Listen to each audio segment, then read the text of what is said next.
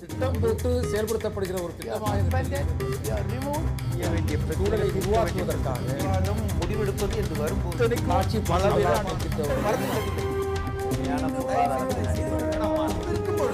எதிர்த்து பேசிட்டு வணக்கம். நேர்பட பேசு நிகழ்ச்சிக்கு வரவேற்கிறோம். மக்கள் கலை இலக்கிய கழகத்தினுடைய பிரச்சார பாடகர் கோவனை போலீஸ் காவலில் விசாரிக்க வேண்டும் என்று உச்சநீதிமன்றத்தை அணுகியிருக்கிறது தமிழக அரசு. மதுவுக்கு எதிரான பிரச்சார பாடல் எழுதியதில் அரசுக்கும் முதலமைச்சரையும் விமர்சிக்கும் விதமாக, அவதூறாக விமர்சிக்கும் விதமாக பாடல் எழுதியிருந்தார் என்ற குற்றச்சாட்டின் பேரில் கடந்த அக்டோபர் 30 கைது செய்யப்பட்டிருந்தார் கோவன். இதனிடையே கடந்த 17ஆம் தேதி உயர்நீதிமன்றத்தில் ஜாமீன் கிடைத்து அவர் விடுதலையாகியிருக்கிறார். இந்த நிலையில்தான் உச்சநீதிமன்றத்தை அணுகியிருக்கிறது தமிழக காவல்துறை. இந்த சம்பவமும் அதே போல இன்னொரு நிகழ்வும் நடந்திருக்கிறது.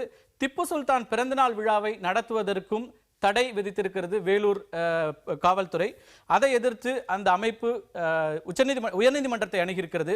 இந்த இரண்டு நிகழ்வுகளும் சட்டம் ஒழுங்கை காப்பாற்றுதலா, இறையாண்மையை காப்பாற்றுவதற்கான முயற்சிகளா, அல்லது சகிப்பின்மையினுடைய வெளிப்பாடா, பழிவாங்களா என்கிற விவாதத்தை எழுப்பியிருக்கிறது. முதலில் கோவன் அவருடைய கைதையும் அவருடைய போலீஸ் காவல் என்பதற்காக உச்சநீதிமன்றத்தை தமிழக அரசு அணுகியிருப்பதையும் குறித்து நாம் விவாதிக்க இருக்கின்றோம். இன்றைய விவாதத்தில் நம்மோடு இணைகிறார்கள் திமுகவின் கவிஞர் மனுஷ்யபுத்திரன், அதே போல அதிமுகவிலிருந்து திருமதி CR சரஸ்வதி, காங்கிரசிலிருந்து MLA விஜயதாரணி, விரைவில் நம்மோடு இணைய இருக்கிறார் பாஜகவின் KS நரேந்திரன். திரு மனுஷ்யபுத்திரன், இந்த விவகாரத்தில் திமுக பொருளாளர் ஸ்டாலின் ஒரு அறிக்கையும் இன்றைக்கு வெளியிட்டிருக்கிறார். இது கருத்து சுதந்திரத்துக்கு எதிரான அடக்குமுறை என்கிற ஒரு கருத்தை முன்வைக்கிறார். இது எந்த அடிப்படையில் இந்த கருத்தை அவர் முன்வைக்கிறார்? அவர் திராவிட முன்னேற்ற கழகத்தினுடைய பொருளாளர் MK ஸ்டாலின் அவர்கள் இந்த அறிக்கையிலேயே அரசியல் சாஸ்திரம் நமக்கு உத்தரவாதப்படுத்தி இருக்கக்கூடிய உரிமைகளுக்கு எதிராக இந்த அரசு செயல்படுகிறது என்கிற அடிப்படையில் தான் இது கருத்து சுதந்திரத்துக்கு எதிரானது என்பதை மிக தெளிவாக சுட்டிக்காட்டுகிறார்.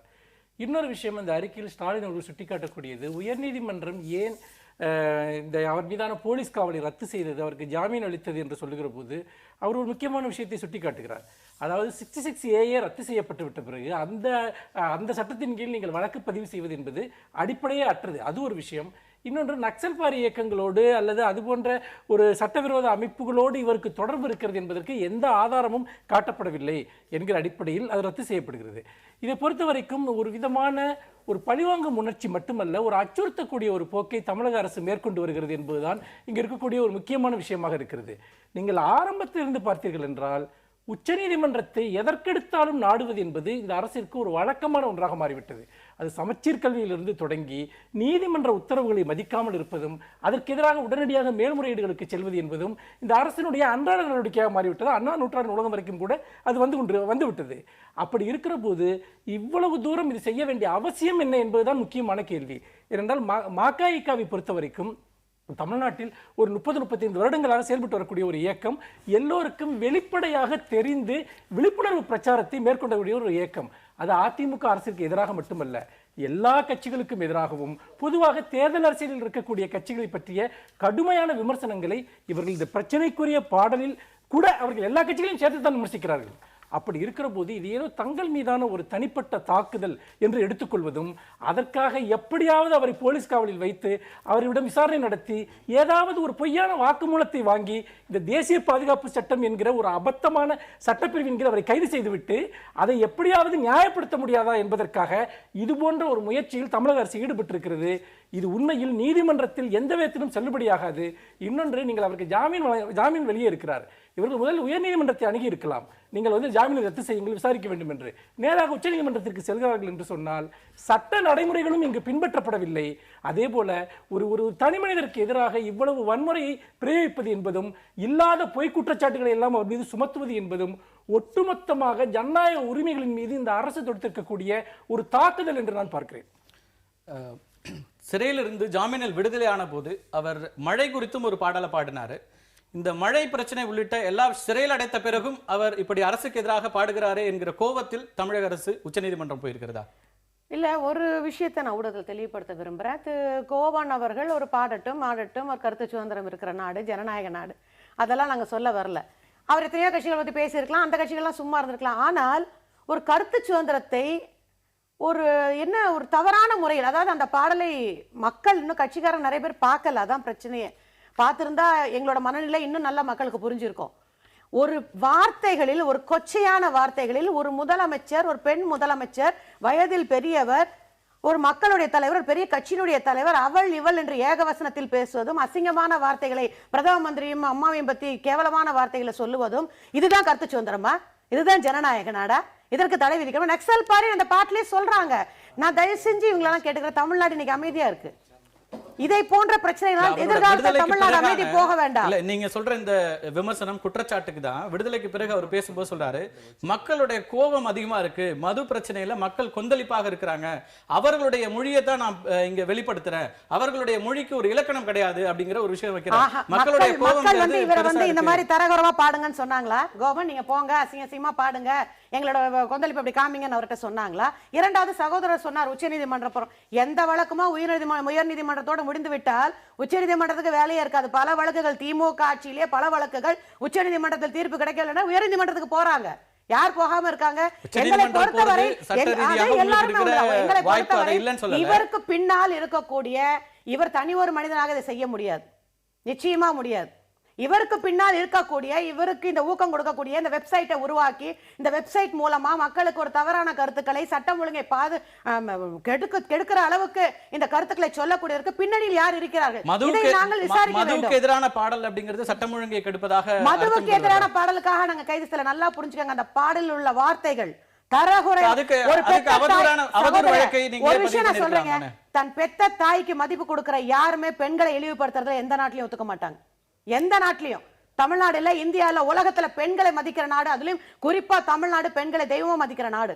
நீ பாட்டு பாடு வேண்டான்னு சொல்ல, கருத்தை சொல்லு வேண்டான்னு சொல்ல, கொச்சையான வார்த்தைகள். ஒரு பெண்ணுங்க, தன்னை பெத்த தாயும் ஒரு பெண், தன் கூட பிறந்த சகோதரியும் ஒரு பெண், தன் மனைவியும் ஒரு பெண். உங்களுடைய ஆதங்கம் எல்லாம் புரியுது. அதுக்கு உங்களுக்கு இருக்கிற சட்ட நடைமுறையே அவதூறு வழக்கை தொடர முடியும், அதற்கு பிறகும் தொடர்ந்து நீங்க விசாரிக்க முடியும். இப்ப கோவனை நீங்க காவல்ல எடுத்து விசாரிங்கன்னு சொல்றதுல அவரை நீங்க விசாரிக்க வர சொன்னா வராம போயிடுவாரா? இப்ப விடுதலையில இங்கதான் இருக்காரு, வேற ஜாமீன்ல இருக்காரு. உச்சநீதிமன்றம் விசாரணைக்கு வாங்கன்னு சொன்னா வராம எங்க போறாரு? நீதிமன்றத்தோட தீர்ப்பு நாங்கள் கேட்டபடி அவரை விசாரிக்கக்கூடிய நிலையில் இல்லை.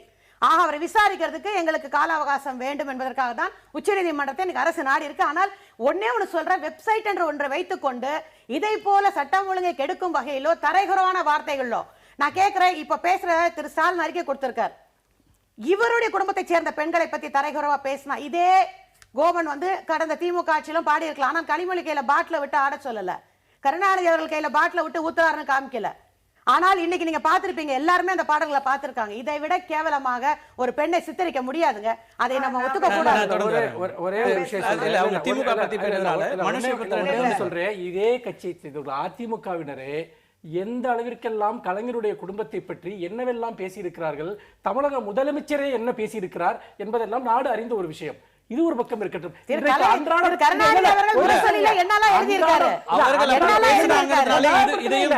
நியாயப்படுத்தவே இல்லை. இதே அமர்வுல இந்த கோவன் பிரச்சனை வந்தப்போ நாம் ஒரு முதலமைச்சராக இருக்கக்கூடிய ஒருவரை நாம் ஒருமையில் அழைக்க வேண்டியதில்லை என்கிற விஷயத்தை எல்லாம் நானே பதிவு செய்தேன். அது ஏற்க முடியாது என்பதை உங்களுக்கு நன்றாக நினைவு இருக்கும். அப்படி இருக்கிற போது இன்னொன்றையும் நான் சொல்ல விரும்புகிறேன். இன்றைக்கு அன்றாடம் அம்மாவின் புகழ் பாடிக்கொண்டிருக்கக்கூடிய நாஞ்சில் சம்பத் போன்றவர்கள் கடந்த காலத்தில் கோவனை விட 1000 மடங்கு ஒருமையிலும் தனிப்பட்ட முறையில்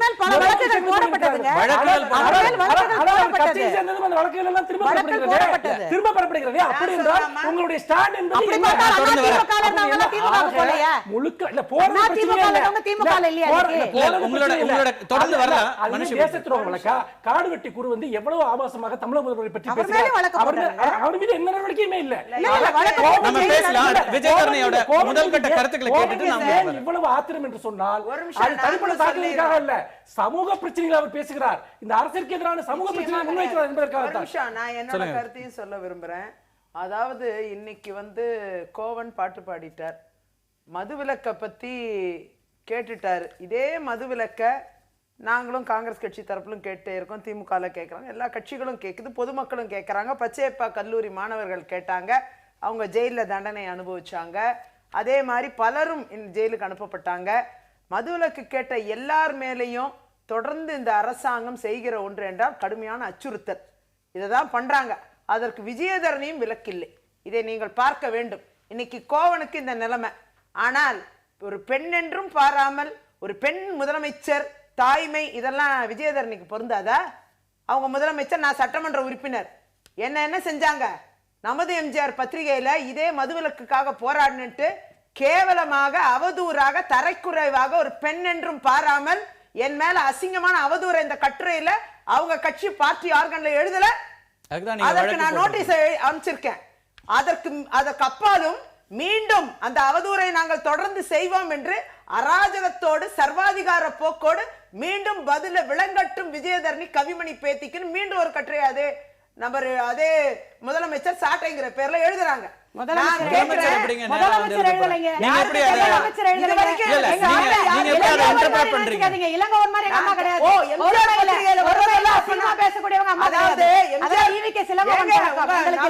பத்திரிகை உங்களுக்கு தானங்க,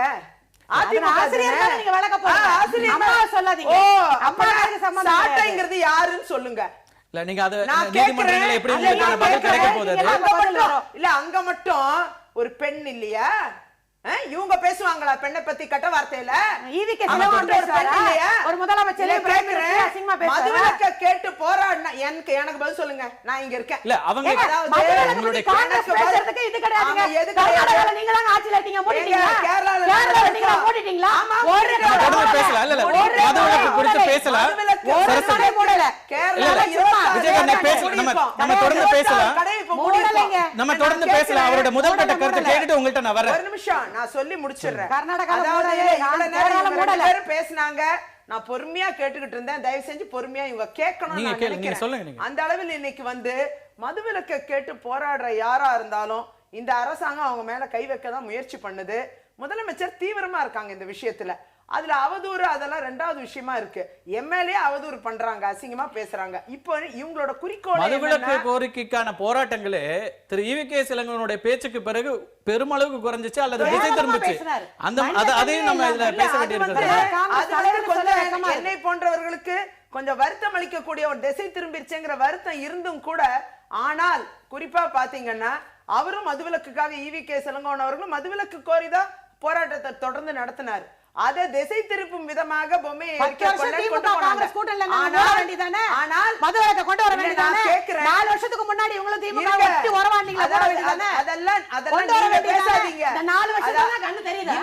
முன்னாடி இதே திமுக இன்னைக்கு நாங்க மதுவிலக்க கொண்டு வருவோம், முதல் கையெழுத்து எங்களுதுன்னு சொல்றாங்க. இல்ல சொல்லிருக்காங்க. அட்லீஸ்ட் குறைஞ்ச அளவு அதை சொல்லவா செய்யறாங்கல்ல. உங்களுக்கு அது சொல்ற தைரியம்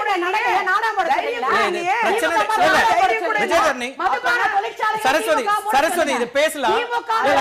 இது பிரச்சனையுடைய அடிப்படை. இன்னைக்கு விவாதம் சரஸ்வதி நம்ம இன்னைக்கு விவாதம் மதுவிலக்கு குறித்த மட்டுமல்ல, அதை பத்தி நிறைய நம்ம பேசியிருக்கிறோம். இன்றைக்கு இந்த உச்ச நீதிமன்றத்துக்கு காவல்துறை எடுத்திருக்கிற விஷயத்தை பத்தி பேசுறோம். சரஸ்வதி நம்ம பேசலாம். விஜயதரணி உங்களோட கருத்துக்களை வச்சுட்டீங்கல்ல, நான் அடுத்தது அவருடைய முதல் கட்ட கருத்து கேட்டேன். கோவனை பொறுத்த வரைக்கும் இந்த அரசாங்கம் குறிப்பா ஒரு பெயில் கிராண்ட் ஆயிடுச்சு. பெயில் கிராண்ட் ஆன பிறகு கஸ்டடியில எடுத்து விசாரிப்பேன்னு கேட்கறதே சட்ட ரீதியான தவறான ஒரு நடைமுறை. இது ஏற்கனவே கஸ்டடி கொடுக்க மாட்டோம்னு சொல்லி அவங்க நேரடியா புழல் ஜெயிலுக்கு அவரை அனுப்பி வச்சு அதன் பின்னர் தான் ஜாமீன்ல அவரை விடுப்பு பண்ணிருக்காங்க. முதன்மை குற்றவியல் நீதிமன்றத்துல 2 நாள் கொடுக்கப்பட்டது. அப்புறம் சென்னை உயர் நீதிமன்றம் 1 நாளாக அதை குறைத்து இது பண்ணாங்க. ஆல்ரெடி இதுல விசாரிக்கிறதுக்கு ஒண்ணுமே கிடையாது. அவரை கொண்டு போய் வச்சு டார்ச்சர் பண்ணதான் வாய்ப்பு இருக்குங்கிறத கோர்ட் நல்லா புரிஞ்சுக்கிட்டாங்க. ஆகையால் தான் அவருக்கு அந்த புழல் அனுப்பி வைத்தாங்க. அப்படி பார்க்க போனால் ஏற்கனவே நீதிமன்றம் ஒரு விஷயத்தை தெளிவுபடுத்திட்டாங்க. இதுல நக்சல் விஷயங்கள் இல்லை. அதே நேரம் இதில் அப்படி விசாரிக்க வேண்டிய எதுவுமே இந்த வழக்குல இல்லைங்கிறத தெளிவா புரிய வச்ச விஷயம். அதன் பின்னர் உச்ச நீதிமன்றம் போறாங்கன்னா நீங்க ஒரு வழக்கறிஞராக இருக்கிறதால அவங்களுக்கான ஆப்ஷன் இருக்குதானே, உச்ச நீதிமன்றத்துக்கு செல்வதற்கான சட்ட ரீதியான ஒரு வாய்ப்பு இருக்கா? இதுல நீங்க அதாவது அப்பீல் தான் போக முடியும். நார்மலா இந்த உயர்நீதிமன்றம் ஸ்டே பண்ணிருக்கு, அவருக்கான போலீஸ் கஸ்டடியை ஸ்டே பண்ணாங்க. அதை எதிர்த்து தான் இன்னைக்கு உச்ச நீதிமன்றத்துக்கு தமிழக அரசு அவங்க பெயில் கிராண்ட் ஆனதுல கேன்சலேஷன் ஆஃப் பெயில் கேட்கலாம். அதன் பின்னர் தான் அவங்க கஸ்டடி கேட்கணும். இவங்க அதுக்கு முன்னாடி முந்திக்கிட்டு போய் கஸ்டடி கேட்கறாங்க. பெயில் கிராண்ட் ஆன பர்சனுக்கு எப்படி கஸ்டடி எடுக்க முடியும்? நீங்க அது பெயில் எக்ஸிகியூஷன்லயும் வந்தாச்சு, இதுதான் லா. அப்படி இருக்கும் பொழுது அதையும் தாண்டி போய் ஒரு கஸ்டடி கேட்கறாங்க. அப்படி கஸ்டடி கேட்கும் பொழுது நிச்சயமா அந்த பெட்டிஷன் டிஸ்மிஸ் ஆக வாய்ப்பு இருக்கு. ஆனால் இவங்க அதுல என்ன செய்யறாங்கன்னா இவங்களுக்கு கஸ்டடி கிடைக்குது இல்லைங்கிறதெல்லாம் இவங்க நோக்கமே கிடையாது. இது தெளிவான ஒரே நோக்கம் தான், வேற யாரும் வெளியில வந்து மதுவிலக்க பத்தி பேசாதீங்க.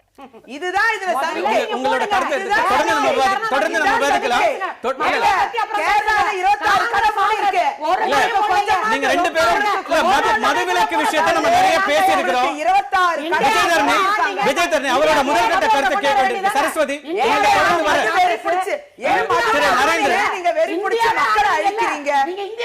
சரஸ்வதி நீங்க ரெண்டு பேரும் கொஞ்சம் பேசாம இருந்தா அடுத்தவங்களோட கருத்தை கேட்க முடியும்.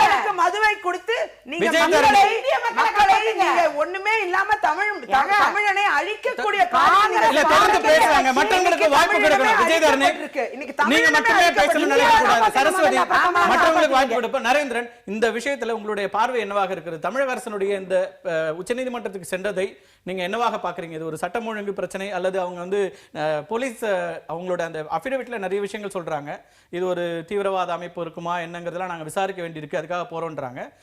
பழிவாங்கல் அப்படிங்கிற ஒரு பார்வையும் இருக்கு. இதை நீங்க எப்படி பாக்குறீங்க? அதாவது இந்த கோவன் பிரச்சனை பொறுத்தவரை தமிழக அரசாங்கம் சரியாக தான் சென்று கொண்டிருக்கிறது நினைக்கின்றனர். காரணம் அவருடைய பின்னணி இதெல்லாம் விசாரித்து பார்க்கின்ற பொழுது அவர் நக்சல் பார் இயக்கத்தை சேர்ந்தவர், அதோட தொடர்புடையவர். நக்சல் பார் இயக்கம் இந்த நாட்டில் தடை செய்யப்பட்ட ஒரு இயக்கம். அவருடைய மக்கள் அதிகார இயக்கம் தடை செய்யப்பட்டதல்ல, அல்லது மகாவும் தடை செய்யப்பட்ட இயக்கம் அல்ல. வெளியில முகமூடி என்ன வேண்டா இருக்கலாம், பின்னணி இதுதான் பார்க்கணும். இந்த கோவன் இளங்கோவன் ரெண்டு பேருமே தரக்குறவா பேசுறது ரொம்ப எக்ஸ்பர்ட்டா தான் இருக்காங்க. அந்த கோவன் பேர்ல முடிஞ்சாலும் அப்படிதான் பேசுவாம இருக்கு. அப்படி பார்த்தா இன்னைக்கு இவ்வளவு கொதிச்சு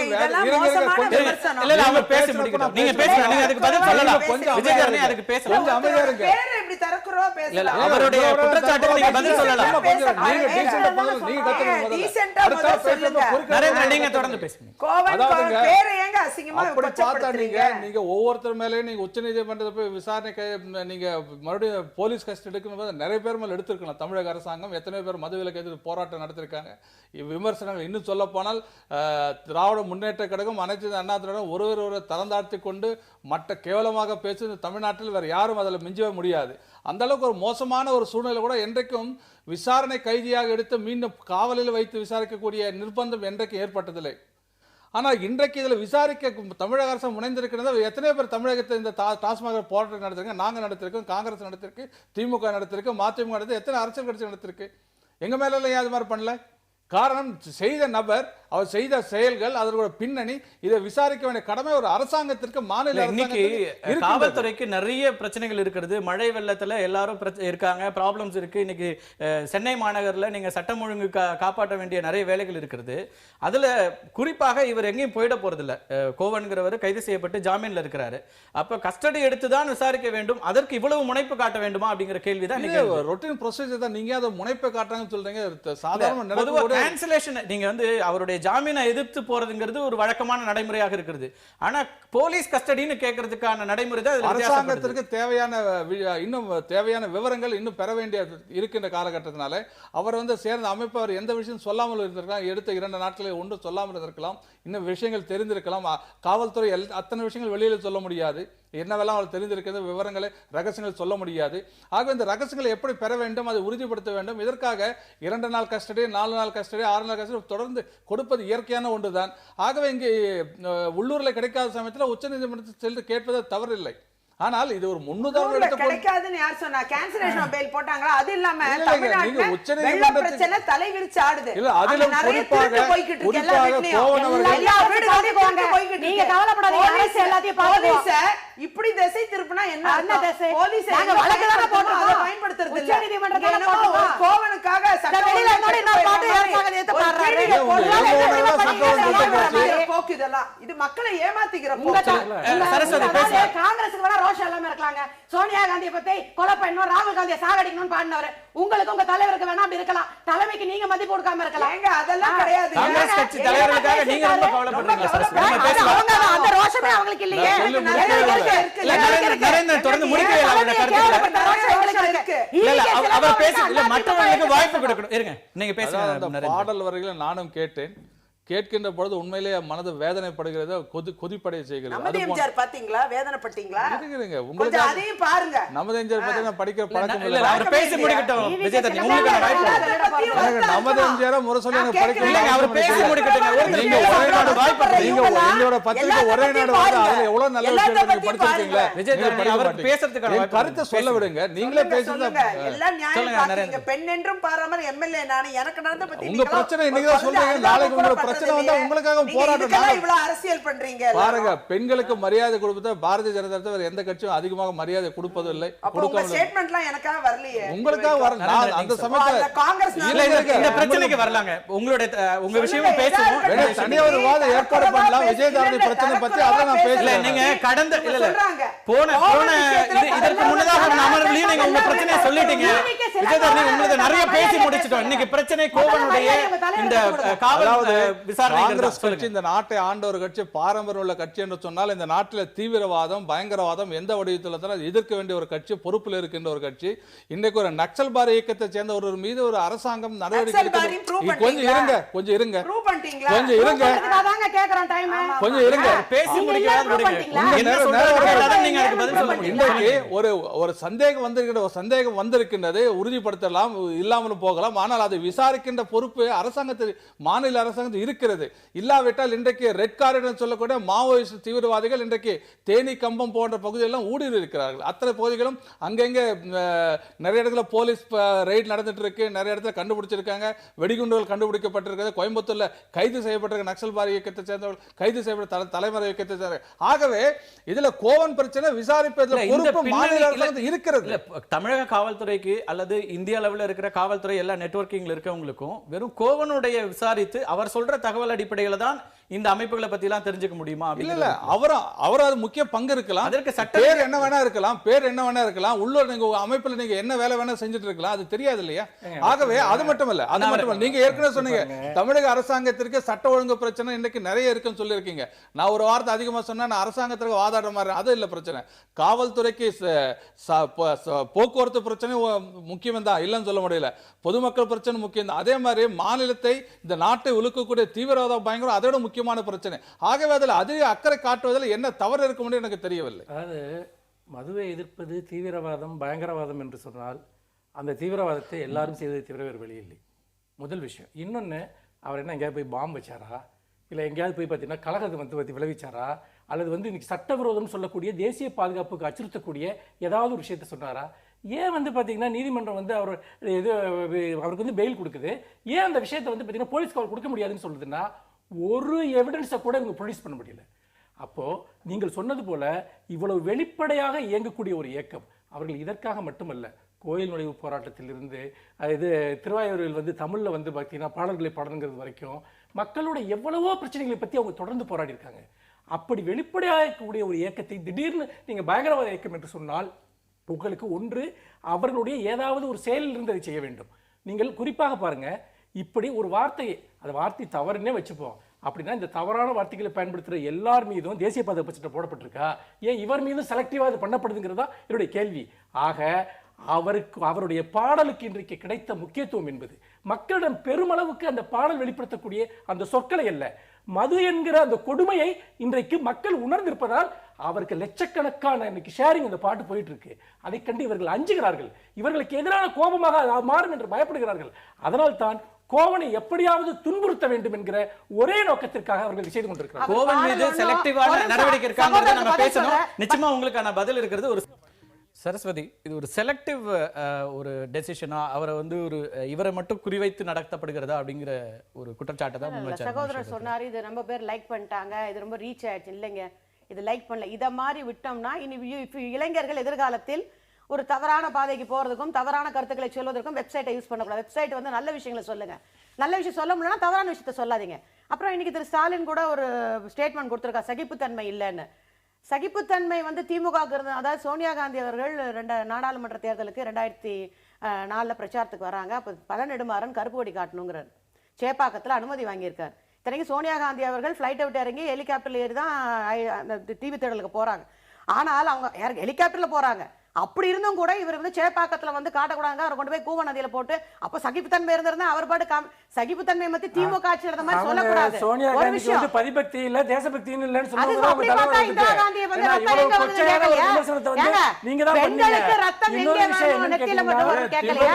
கருணாநிதிக்காக கேட்கலையா? இந்திரா காந்தி காஷ்மீர் இவங்க பேசாத வார்த்தைகள் கிடையாது.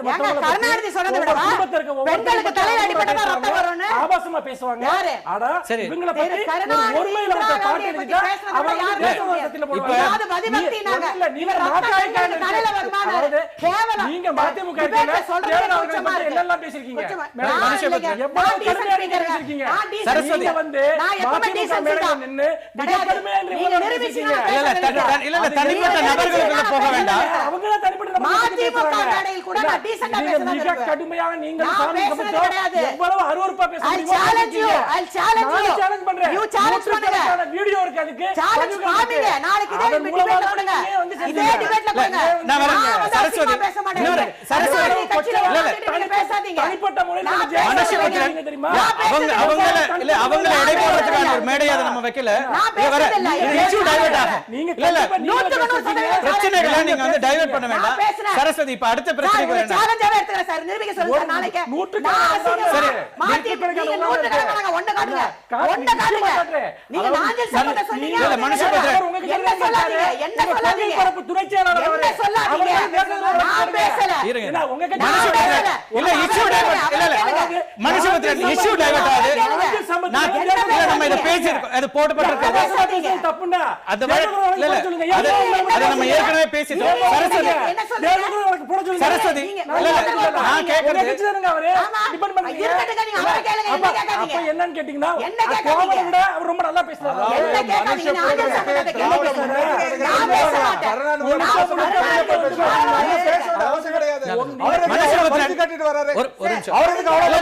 நான் பேசுறேன். இல்ல எல்லாரும் பேசிட்டு இருந்தா யாருக்கும் எதுவும் கேட்காது. திரும்ப சரஸ்வதி நான் ஒரு விஷயம் நேரா வரேன். உங்களோட இல்ல இல்ல நீங்க பேசல. இல்ல உங்களுக்கான கருத்து தான் நான் சொல்ல வரேன்.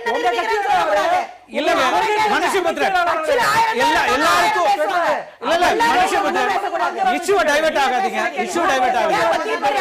இல்ல இல்ல இஷ்யூ டைவர்ட் பண்ணாதீங்க. சரஸ்வதி நான் அடுத்தது நேரா கேள்வி வரேன். இல்ல இல்ல நேரா விஷயத்துக்கு வரலாம். இல்லங்க அடுத்ததுக்கு வந்துருங்க. இல்ல இல்ல அப்பதான் நீங்க மாறும். நீங்க வாங்க. அதாவது விஜயதரணி உங்கள்ட்ட ஒரு விஷயம் சகோதரி சொன்னாங்க, இந்த மாதிரி ரொம்ப இந்த பாடல்ல வந்து எல்லாம் கேட்டு அப்படியே கெட்டு போயிருவாங்க இளைஞர்கள்லாம் அப்படின்னு ரொம்ப வருத்தப்பட்டாங்க. நான் கேட்குறேன், மதுவிலக்கு, மது குடிக்காதீங்க, உடல் நலம் கெட்டு போயிடும், உங்களுக்கு பாதிப்பு ஏற்படும் அப்படிங்கிறதா அதுல இருக்கு. அதெல்லாம் கேட்டு இருங்கம்மா. அதாவது அதெல்லாம் கேட்டு இளைஞர்கள் கெட்டு போயிருவாங்கன்னு நினைச்சேன்னா எனக்கு உண்மையாவே ஆச்சரியமா இருக்கு. நானும் அந்த பாடலை கேட்டேன். அந்த மதுவை குடிக்க கூடாது, அது மோசமான விஷயங்கிறதும் பாதிக்கு மேல உள்ள பாடல்ல அதுதான் வருது, நிறைய ஆக்குப்பை பண்ணுது. அதுதான் அந்த பாட்டை பார்க்கும்பொழுது நார்மலா ஒரு பர்சனுக்கு என்ன தோணும்னா, இந்த மதுவினால உள்ள டேஞ்சர்ஸ் அது வந்து எந்த அளவுக்கு ஒரு உயிர்கொல்லி, இந்த அரசாங்கம் அதை எந்த அளவுக்கு ப்ரமோட் பண்ணுது, அதை தான் அவர் சொல்லியிருக்காரு. அப்படி பார்க்க போனால் இளைஞர்கள் இதை பார்த்துட்டு மது குடிக்கிறத குறைக்க வாய்ப்பு இருக்கு, மதுங்கிற பழக்கத்துக்கு ஆளாகாம இருக்க வாய்ப்பு இருக்கு, புதுசாக இதெல்லாம் வாய்ப்பு இருக்கு. அதை பார்க்கும் பொழுது நமக்கு தெரியுது. உங்க கருத்தை எடுத்துக்கலாம். இன்னொரு கேள்வி இருக்கு, அதையும் சேர்த்து நீங்க எடுத்துக்கலாம். இப்போ உங்களோட பிரச்சனைங்கிறது அவர் மேல போடப்பட்ட வழக்கு சட்ட ரீதியாக தவறுன்றீங்க, மதுவுக்கு எதிராக போராடுபவர் மேல போட்டிருக்காங்க அப்படிங்கிறது உங்களுடைய பிரச்சனை இல்லையா? பார்வைதான் இருக்கு அந்த பாடல்ல வந்து. இல்ல இல்ல நான் என்ன கேக்குறேன்னா, இந்த மாதிரி ஒரு வழக்கு போடுறதை கண்டித்து இன்னைக்கு காங்கிரஸ் கட்சி உள்ளிட்ட திமுக உள்ளிட்ட கட்சிகள் எல்லாம் வெகுவாக விமர்சிக்கிறீங்க. என்னோட கேள்வி, கூடங்குளத்துல போராட்டம் நடத்திய மக்கள்ல கிட்டத்தட்ட 9000 பேர் மீது இதே போன்ற வழக்குகள் போடப்பட்டது, ராஜதுரோக வழக்கு தான் போடப்பட்டிருக்கு. அதற்கெல்லாம் பெரிதாக ரியாக்ட் பண்ணாத கட்சிகள் இப்ப தேர்தல் நெருக்கத்துல மட்டும் இப்படி பேசுறீங்கன்னு ஏன் குற்றச்சாட்டு வைக்க முடியாது? அப்படி கிடையாது. நீங்க வந்து கூடங்குளம் இதை ஒரு தேர்தல் பிரச்சனையாக மாற்ற முயற்சிக்கிறீங்க எதிர்க்கட்சிகள் அப்படின்னு ஏன் சொல்ல முடியாது? அதாவது இன்னைக்கு வந்து தமிழகத்துல பாத்தீங்கன்னா கிட்டத்தட்ட 3 லட்சம் ஆண்கள் வந்து நேரடியாக மதுவினால் பாதிக்கப்பட்டு லிவர் சிரோசிஸ்ல இன்னைக்கு மரணமுற்று இருக்காங்க. டேட்டாவே இருக்கு. 20 லட்சம் பெண்கள் வந்து நேரடியாக பாதிக்கப்பட்டிருக்காங்க. 2 கோடி பேர் இந்த நோயினால் பாதிக்கப்பட்டிருக்காங்க. இல்ல என்னோட இந்த கம்பேரிசன் என்னன்னு சொல்றேன். இப்போ இந்த பாதிப்புகள் தான் வந்து மக்கள் மத்தியில, குடும்பங்கள் மத்தியில கணவரை இழந்துடுறோம், தந்தை இழந்துடுறோம் அப்படிங்கிற வருத்தத்துலதான் இந்த மது மீதான பார்வை வந்து இது நிறுத்தணுங்கிற பார்வை குறிப்பா பெண்களுக்கு இருக்கு இன்னைக்கு தமிழகத்துல. ஆனால் கூடங்குளத்தை பொறுத்தவரைக்கும் அது மின்சாரம் தரக்கூடிய ஒன்று அப்படிங்கிற பார்வை அங்க இருந்தது. அதுக்கு 2 பார்வை இருந்துச்சு. ஒண்ணு அது ஆபத்தானதுன்னு அங்க இருக்கிறவங்க சொல்றாங்க, எங்களோட உரிமைக்குள்ள வருதுங்கிறது அங்க இருக்கிறவங்க சொல்றாங்க அந்த மீனவ கிராமங்கள்ல. ஆனா அதே நேரம் அதுல இருந்து மின்சாரம் உற்பத்தி ஆகக்கூடியது ஒட்டுமொத்த தமிழகத்துக்கு தேவையானது ஒன்றுங்கிற 2 பார்வையும் இருக்கு அதுல. அது மாதிரி இங்க 2 பார்வை இஷ்யூஸ் நீங்க அப்ரோச் பண்றது பெரும்பான்மை கருத்துக்களின் அடிப்படையில் தான் அப்ரோச் பண்றீங்க. பெரும்பான்மை கருத்து ஒண்ணு, இன்னொன்னு மக்களின் தேவை ஒண்ணு. இப்ப வந்து எது அழிக்கக்கூடிய தேவை எது ஆற்றக்கூடிய தேவைன்னு ஒன்று, 2ஐயும் பிரிச்சு பார்க்கணும். அப்படி பார்க்க போனா மது என்பது முழுக்க முழுக்க ஒரு மனிதனை அழிக்கக்கூடிய ஒரு தேவையாக நிறைந்திருக்கிறது. அதுல பாஜகவுக்கும் மாற்று கருத்து இல்ல, அதிமுகவுக்கும் மாற்று கருத்து இல்ல, யாருக்குமே மாற்று கருத்து இல்ல. ஆனா அதை ப்ரமோட் பண்றாங்க இல்லையா, அரசாங்கமே ப்ரமோட் பண்ணுது இல்லையா, அதை தான் நாம எதிர்க்கிறோம். இப்ப நீங்க வந்து பிரைவேட் கூட முன்னாடி பிரைவேட்டுக்கு கொடுத்த அந்த லைசன்ஸ்லாம் பாத்தீங்கன்னா எங்கேயோ ஒண்ணு தள்ளி ஏதோ ஒரு கடை இருக்கும், அவன் 5 கிலோமீட்டர் போய் வாங்குறது அப்படிங்கிறது ஒரு சாத்தி. அப்படி ஒண்ணு மாத்துனா ஒரு நிமிஷம், தெருவு கடை நீங்க திமுக காரங்க நடத்துறாங்க, இல்ல, அது ஒரு திமுக, அதிமுக, காங்கிரஸ், பாஜக ன்னு மாத்த வேண்டாம். இருங்க அப்பெல்லாம் போராட்டம் நான் சொல்றத கேளுங்க ப்ளீஸ். என்னத்த கேக்குறீங்க? அதாவது சொல்றீங்க. இன்னைக்கு திமுக அதிமுக எல்லாம் விட்டுருங்க, இது நாங்க காங்கிரஸ் கட்சி தரப்புல நாங்க என் தரப்புலயும் நான் சொல்ற விஷயம் இது. என்னை பொறுத்தவரை குறிப்பா நான் என்ன நினைக்கிறேன்னா, இந்த கடைகள் வந்து எங்கேயோ 5 கிலோமீட்டர் 10 கிலோமீட்டர்னு வரும்பொழுது இதை தேடி போய் குடிக்கிறவங்க வந்து ரொம்ப குறைவா இருப்பாங்க. மது பழக்கத்துக்கு ரொம்பவே இந்த மாதிரி அடிமை ஆகக்கூடிய சூழ்நிலை வராது. இன்னைக்கு ஃபுல்லாவே ஆண்கள் பெண்கள் கூட இன்னைக்கு மதுவை கையில் அடக்கிற அளவுக்கு வந்துருச்சு. சிறிய பெண்கள் கூட இதுல பாதிக்கப்படுறாங்க, பாலியல் வன்கொடுமைக்கு உள்ளாக்கப்படுறாங்க. இதெல்லாம் ஒரு சமூக விரோதமாக பார்க்கப்படுகிறது. ஆகையால் இத வந்து இந்த பார்வையில தான் நாங்க வேண்டாம் சொல்றோமே தவிர, ஏதோ வந்து யாருக்கோ ஒரு பிசினஸ் கெடுக்கணுங்கிறதுலாம் எங்க ஐடியா கிடையாது. இந்த பிசினஸ் இல்ல, நீங்களும் தான் நடத்துறீங்க. திரும்ப நீங்க அடுத்த இதுக்குள்ள போகாதீங்க, வெளியில வாங்க, முடிச்சிட்டு அடுத்த விவாதத்துக்குள்ள வரலாங்க. அடுத்து நீங்களே சொல்றீங்க 90% திமுக குடும்பம் நீங்க தான் பண்றீங்க. திமுக குடும்பங்க நிறைய நேரம் கொடுத்தாச்சு. நரேந்திர கொஞ்சம் எல்லாரும் திமுக குடும்பம் தாங்க தியேட்டர்ல இருந்து கேட்டுக்கிறோம். கர்நாடகத்துல ஒண்ணுமே இல்ல, அப்படியே அப்பா நீங்க பேசி முடிச்சிட்டீங்கல்ல, மற்றவங்களுக்கு வாய்ப்பு கொடுங்க. கொஞ்ச நேரம் அவர் நரேந்திர பேசிட்டு வருவோம். தயவு செஞ்சு 2 பேரையும் நான் கேட்டுக்கிறேன், இந்த பிசினஸ் வேண்டாம். இல்ல அதெல்லாம் நம்ம பேசுவோம். விட்டுட்டு நரேந்திர பிசினஸ் விட்டுட்டு இந்த விஷயத்துல உருப்படியா மக்களுக்கு பண்ணுங்க. இவர் கோவன் விடுதலையாகி வரும்போது இன்னொரு விஷயத்தை முன்வைக்கிறாரு. நான் வந்து என் மேல தேச துரோக வழக்கு போட்டிருக்காங்க, மக்களோட பிரச்சனைகளை முன்வைக்கிறது அதுதான் என்னுடைய ஒரு பாடகரா என்னோட வேலை. நான் அதுதான் பல ஆண்டுகளா பண்ணிட்டு இருக்கேன். மக்களோட கொந்தளிப்பை வெளிப்படுத்துறேன், ஒரு தேசப்பற்றாளனை தான் நான் இந்த வேலையை பண்றேன் அப்படிங்கிறாரு. அதை நீங்க எப்படி பாக்குறீங்க? தேசப்பற்றாளன் இருந்தால் அவர் முதலமைச்சரையும் பிரதம மந்திரி எதற்காக வம்புக்கு இழுக்க வேண்டும் நான் கேட்கிறேன். ஆட்சியில் இருக்கிறவங்களை விமர்சிக்கிறதுக்கு ஒரு வரைமுறை இல்லையா? என்ன வேணா வாய்க்கு வந்து பேசலாமா? இப்ப மனுஷபுத்திரம் பேசுறப்ப சொன்னாரு, இன்னும் அதிமுக மட்டும்தான் மோசமா பேசுது, திமுக ரொம்ப யோகியமா பேசுற மாதிரி. அவர் பேசவில்லையா? இந்திரா காந்தி அம்மையார் அவரை விட கேவலமாக, கருணாநிதியோட கேவலமாக வேற யார் தமிழ்நாட்டுல பேசியிருக்க முடியும்? கொஞ்சம் இருங்க, கொஞ்சம் இருங்க.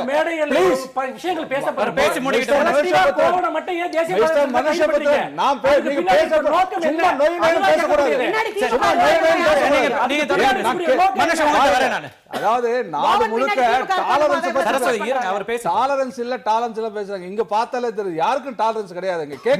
ஒரு விஷயம் எனக்கு தெரியுது, காங்கிரஸ் திமுகவும் ஒரு நிலையில இருந்து பேசுறீங்க, பாஜகவும் அதிமுகவும் ஒரு நிலையில பேசுறீங்க. நான் பிஜேபி சேர்ந்த நான் டாலரன்ஸோட கேட்டுட்டு தான் இருக்கேன். என்ன அநியாயம் பேசுறேன் கேட்டுட்டு தான் இருக்கேன். ஆனா பதில் சொல்றது கூட, பதில் கேட்கறது கூட பொறுமை இல்ல. காரணம்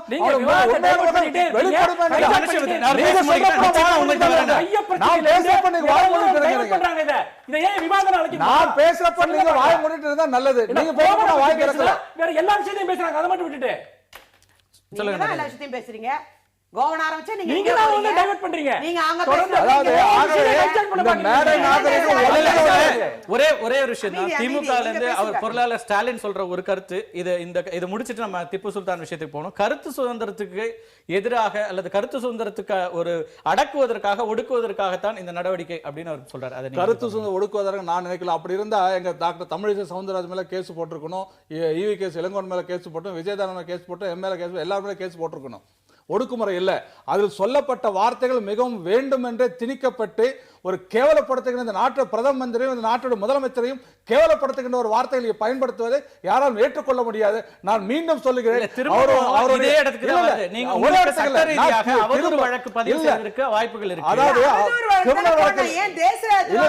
நான் சொல்லுங்க, அவர் ஏற்கனவே இந்த தமிழகத்திலே தீவிரவாதிகளோட ஊடுருவல் அதிகமா இருக்கின்றது. அதை விசாரிக்க வேண்டிய பொறுப்பு என்கிறது. அவர் என்ன அடிப்படையில் வேலை செய்து கொண்டிருக்கிறார், மலைவாழ் மக்கள் மத்தியில் அவர் சென்று விபரீதமாக பிரச்சாரம் செய்து இப்படி எல்லாம் தகவல் வந்து கொண்டிருக்கிறது. விசாரிப்பதற்கு என்ன தவறு இருக்க முடியும்? போலீஸ் காவல் என்பது என்ன, கொண்டு விடுவார்களா? இன்றைக்கெல்லாம் சமூகம் பார்த்து கொண்டு இல்லையா, சட்டம் இல்லையா இந்த நாட்டில்? அப்படியெல்லாம் பண்ண முடியாது. அதுவும் முழுக்க ஒரு அத்தனை பேர் கவனித்துக்கணும் ஒரு நபரை விசாரிக்கிறதா கேட்டுருக்கங்க. போலீஸ் காவலில் எடுப்பது என்னவோ இதுக்கு முன்னாடி மாதிரி இல்லைங்க சட்டங்கள் எல்லாம். இப்பெல்லாம் நிறைய மாறி இருக்கு. நீங்கெல்லாம் ஒரு ஆளை அடிச்செல்லாம் விசாரிக்க முடியாது. இல்ல, இவருடைய கைதிலேயே நடைமுறை பின்பற்றப்படலன்ற நிறைய பிரச்சனைகள் இருக்கு. காவல்துறை சீர்திருத்தங்கள் நடந்துட்டாலும் அதுவும் நடந்திருக்கு, அந்த பிரச்சனைகளும் இருக்குது. மனுஷபுத்திரன், இந்த காவல்துறையிலிருந்து வைக்கப்படுகின்ற இந்த குற்றச்சாட்டுகள் இருக்குல்ல, ஒரு பக்கம் அவர் மலைவாழ் மக்களை திசை திருப்பும் செயலில் ஈடுபடுகிறார், அதே போல அவருக்கு நக்சலைட் இயக்கங்களோட தொடர்பு இருக்கிறது, இப்படிங்கிற குற்றச்சாட்டுகள்லாம் முன் வச்சுதான் இவங்க உச்சநீதிமன்றத்துக்கு போறாங்க. அவர் மேல ஏற்கனவே 2 வழக்குகள் இருக்கு. இந்த பின்புலத்துல தான் அவருடைய போலீஸ் கஸ்டடி தேவையா இருக்கு அப்படிங்கிற ஒரு என்ன கேட்குறேன்னா, மலைவாழ் மக்களை அவர் என்ன திசை திருப்பினார், அதன் மூலமா அவர் என்ன பண்ணார், அரசுக்கு எதிராக என்ன செயலில் ஈடுபட்டார், ஒரு எவிடன்ஸை காட்ட சொல்லுங்க.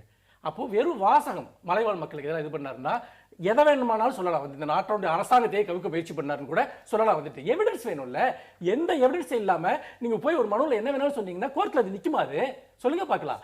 இன்னொன்னு, மலைவாழ் மக்கள்கிட்ட இவர் மட்டும் இல்ல, ஏகப்பட்ட என்ஜிஓஸ் ஒர்க் பண்றாங்க, ஏகப்பட்ட தொண்டு நிறுவனங்கள் ஒர்க் பண்றாங்க, கட்சிகள் ஒர்க் பண்ணுது. எல்லாமே மலைவாழ் மக்களுடைய மேம்பாட்டுக்காகவும் விழிப்புணர்ச்சிக்காகவும் வேலை செஞ்சுக்கிட்டே தான் இருக்காங்க. அப்போ மலைவாழ் மக்கள்கிட்ட போய் ஒருத்தர் பிரச்சாரம் பண்ணாலோ அப்படி அவர்கிட்ட போய் பேசினாலோ அது நாட்டுக்கே எதிரான சதின்னு சொன்னா மலைவாழ் மக்கள் யார், அந்நிய நாட்டவர்களா? அப்ப என்னன்னு கேட்டீங்கன்னா, தேச துரோகம் என்பது மிகப்பெரிய வார்த்தை. அந்த வார்த்தை நான் பெண்ணென்றும் பாராமல் இப்படிலாம் பண்ணாங்கன்னு எல்லாரும் பேசுறாங்க. பச்சையப்பன் கல்லூரிக்கு முன்னாடி இந்த மாணவிகள் போராடினாங்களே, காவல்துறை தாக்கி தரதான்னு எடுத்துட்டு போனாங்களே, அந்த பொண்ணுங்க எல்லாம் பொண்ணுங்க கிடையாதா? இன்னொன்னு சொல்றேன், மாட்டுக்கறி, அதாவது இன்னொன்னு சொல்றீங்க, பயங்கரவாதத்தை பத்தி பேசுறாங்க.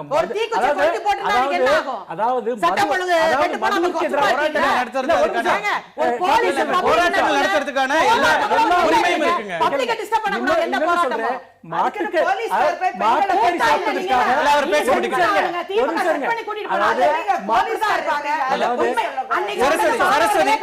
சரஸ்வதி திரும்ப இன்னொரு விவாதத்துக்கு போகுது. ஒரு கேள்வி எடுத்துட்டு நீங்க பதில் சொல்லுங்க. சொல்றேன், அதாவது மாட்டுக்கறி சாப்பிட்டதுக்காக ஒருத்தர் கொல்லலாம், அது பயங்கரவாதம் கிடையாது. ஆனா மதுவுக்கு எதிராக ஒருத்தர் பாட்டு பண்ணா அது பயங்கரவாதம்.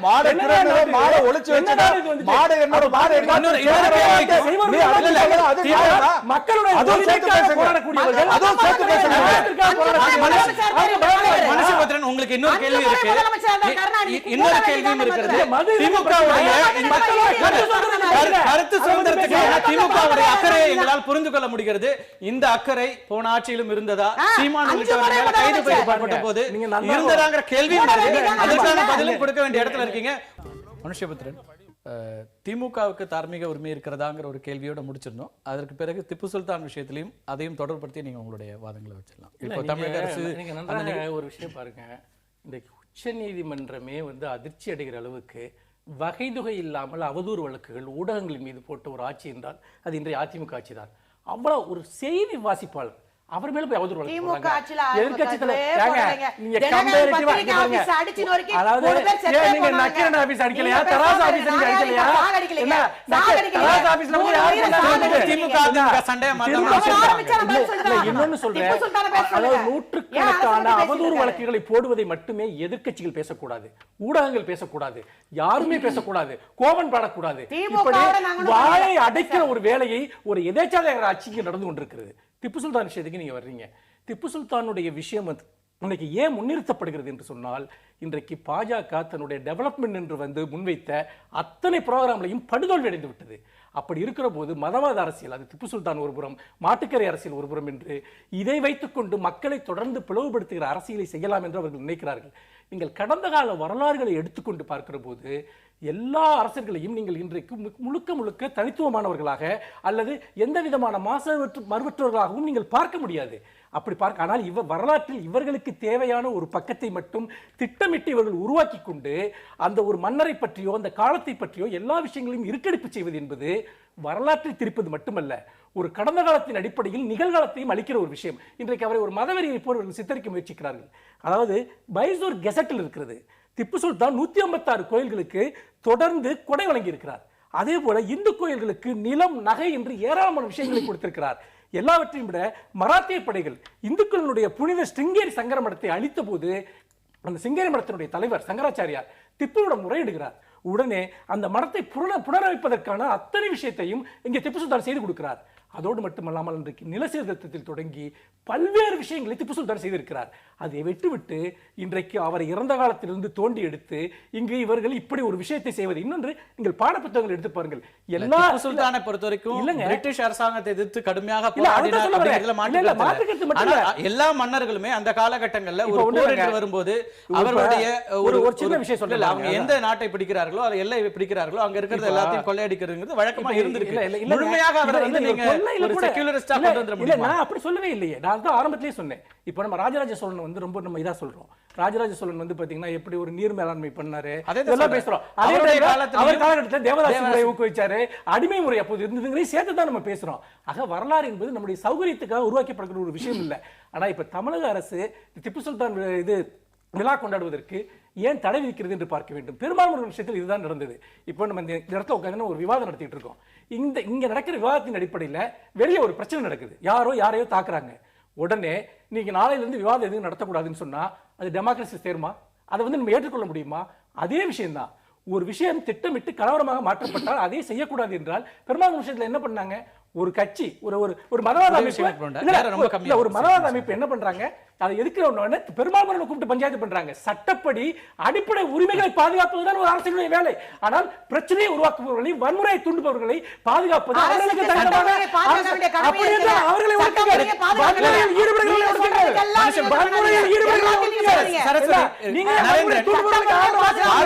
குறிப்பாக வலதுசாரி இயக்கங்கள் இப்ப வந்து வரலாற்றை மாற்றி எழுத முயற்சிக்கிறாங்க, இஷ்யூஸா மாத்துறதுக்கு முயற்சிக்கிறாங்க அப்படிங்கிற இந்த குற்றச்சாட்டு வாய்க்கு வந்ததால என்ன வேணா சொல்லலாம். வளர்ச்சி திட்டங்கள் தோல்வி அடைஞ்சதை எல்லாம் அது தனி விவாதம் வச்சுக்கலாம். இன்றைக்கு நரேந்திர மோடி அவர்களுடைய வளர்ச்சி திட்டங்கள் அந்த நாடு எவ்வளவு பயன்பெற்று கூட தனி விவாதம் வச்சுக்கலாம். அதுக்குள்ள நான் போக விரும்பல. இன்றைக்கு திப்பு சுல்தானை வைத்து அரசு செயலை பார்ப்பது இன்றைக்கு காங்கிரஸ் கட்சியும் மற்ற கட்சிகளும் தான். திப்பு சுல்தான் யாரு? திப்பு சுல்தான் என்ன பெருமை, 186 கோயில் கட்டி கொடுத்தாங்க. மேல்கோட்டையில் 700 பிராமின்ஸ் ஃபேமிலிஸை நவம்பர் 10 அன்னைக்கு படுகொலை செய்தாரு, கடவுளேற்று படுகொலை செய்தாரு. அந்த கொஞ்சம் அமைதியா நான் சொல்றேன். இன்னைக்கு மாண்டியா டிஸ்ட்ரிக்ட்ல ஸ்ரீரங்கப்பட்டினம் இருக்கிற மாண்டியா மாவட்டத்தில் பிராமணர்கள் குடும்பத்தில் எந்த ஒரு பிராமணர்கள் குடும்பத்திலும் தீபாவளி கொண்டாடப்படுவதில்லை. காரணம், தீபாவளி இன்றைக்கு இந்த மாஸ்கர் நடந்த காரணத்தினாலே திப்பு சுல்தான் படுகொலை செய்தது. அது மட்டுமல்ல, கடந்த வாரம் 10ஆம் தேதி அன்றைக்கு அநேகமாக 10ஆம் தேதிக்கு முன்பாக ஒரு போராட்டம் மங்களூரில் நடைபெற்றது. டெப்டி கமிஷனர் கலெக்டர் அலுவலகத்துக்கு முன்பாக நடத்தியது RSS பிஜேபி விஸ்வ பரிஷத் இல்ல, அங்க இருக்கக்கூடிய கிறிஸ்துவ அமைப்புகள், கிறிஸ்துவ சர்ச்சைகளை சேர்ந்த ஃபாதர்கள் நடு ரோட்டிற்கு வந்து போராடல. காரணம், 80,000க்கு அதிகமான கிறிஸ்துவர்களை கொடூரமாக கொண்டார் திப்பு சுல்தான்.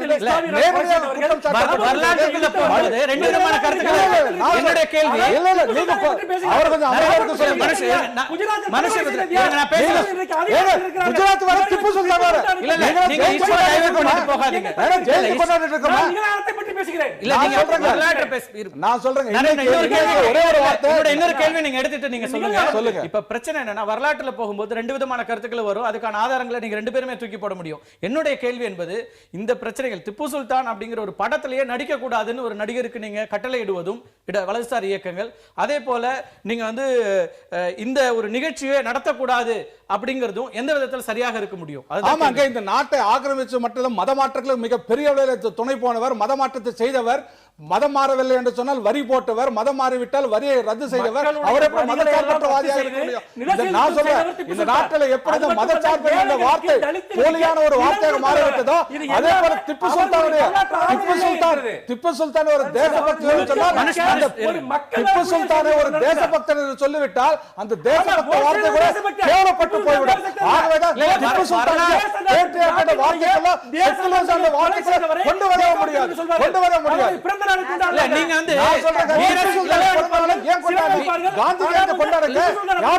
வீர சிவாஜியை பற்றி ஒரு புத்தகம் எழுதியதற்காகவே ஒருவரை மகாராஷ்டிரால பன்சாரை கொலை செய்யப்பட்டதும் நடந்த நிகழ்வும் பார்க்க முடியுது.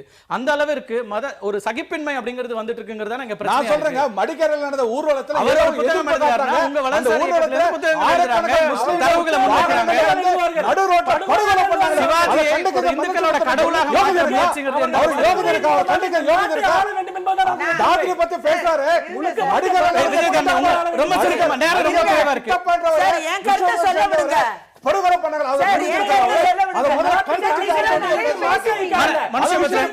சார், கொஞ்சம் இருங்க சார். விஜய் தண்ணி ரொம்ப சுருக்கமா உங்களோட கருத்துக்களை நிறைய பேசிட்டீங்க, இருங்க. நான் ஏத்துட்டேன் உங்களோட கருத்துக்களை நரேந்திரன் உங்க கருத்தை கர்நாடகாவில சித்தராமையா முஸ்லிம்களை தாஜா செய்ய வேண்டும் என்ற ஒரே காரணத்திற்காக அதுக்கு உங்களோட குற்றச்சாட்டு நான் முடிச்சிடறேன். சித்தராமையா அவர்கள் செய்கிற தவறான போக்கின் காரணமாக இன்றைக்கு கர்நாடகம் பிளவுபட்டது மட்டும் மத ரீதியாக இன்றைக்கு கொந்தளிப்பின் உச்சத்தில் இருந்து கொண்டிருக்கிறது.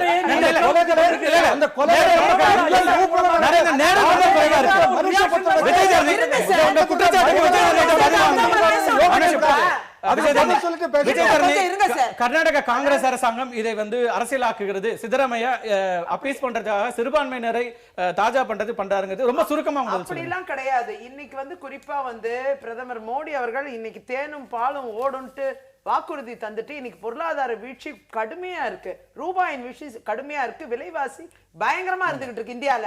அதை திசை திருப்புவதற்காகவே இவர்கள் வந்து கர்நாடகத்துல சித்தராமையா இப்ப ஏன் திடீர்னு திப்பு சுல்தானுடைய பிறந்த நாளை கொண்டாடணும்னு வரதுக்கான என்ன அவசியம்? திப்பு சுல்தானோட பிறந்த நாள் வந்து நடத்தப்படும்ட்டு காங்கிரஸ் எலெக்ஷனுக்கு முன்னாடியே, சட்டமன்ற தேர்தலுக்கு முன்னாடியே கொடுத்த வாக்குறுதி இது, இன்னைக்கு நேத்து கிடையாது.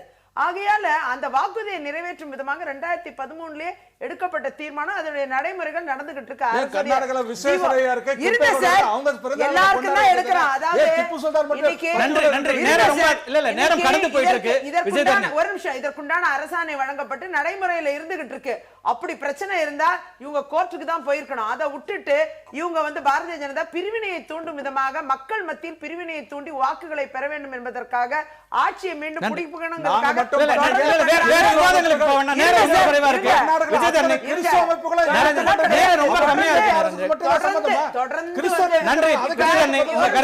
பிஜேபியும் சரி தமிழ்நாட்டில் அதிமுகவும் சரி தொடர்ந்து மத ரீதியான பிரிவினை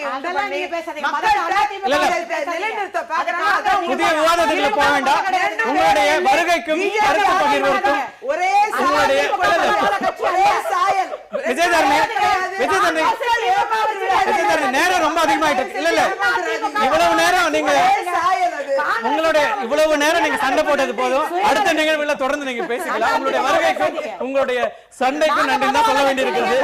கருத்து பகிர்வுன்னு சொல்ல முடியாத அளவுக்கு மீண்டும் ஒரு நிகழ்ச்சியில் சந்திக்கலாம். நன்றி, வணக்கம். என்ன இருந்தாலும் திட்டம் போட்டு செயல்படுத்தப்படுகிற ஒரு திட்டமாக சூழலை உருவாக்குவதற்காக முடிவெடுப்பது என்று வரும்போது ஆட்சி பல